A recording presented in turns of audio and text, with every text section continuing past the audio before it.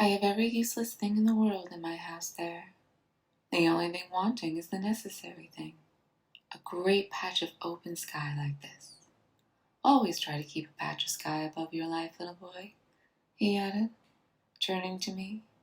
You have a soul in you of rare quality, an artist's nature.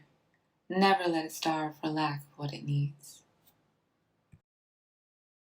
Hold childhood in reverence, and do not be in any hurry to judge it for good or ill. Leave exceptional cases to show themselves. Let their qualities be tested and confirmed before special methods are adopted.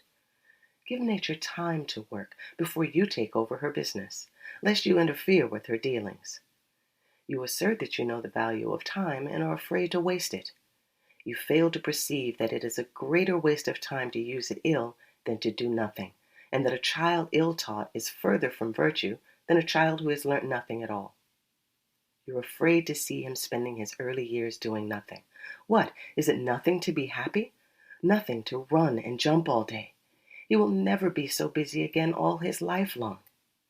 Plato, in his Republic, which is considered so stern, teaches the children only through festivals, games, songs, and amusements. It seems as if he had accomplished his purpose when he had taught them to be happy. And Seneca, speaking of the Roman lads in olden days, says they were always on their feet. They were never taught anything which kept them sitting. Were they any worse for it in manhood? Do not be afraid, therefore, of this so-called idleness. What would you think of a man who refused to sleep, lest he should waste part of his life?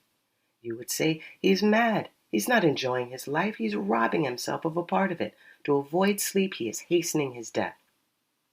Remember that these two cases are alike, and that childhood is the sleep of reason. The new country lay open before me. There were no fences in those days, and I could choose my own way over the grass uplands, trusting the pony to get me home again. Sometimes I followed the sunflower bordered roads. Fuchs told me that the sunflowers were introduced into that country by the Mormons, that at the time of persecution, when they left Missouri and struck out into the wilderness to find a place where they could worship God in their own way. The members of the first exploring party crossing the plains to Utah scattered sunflower seeds as they went.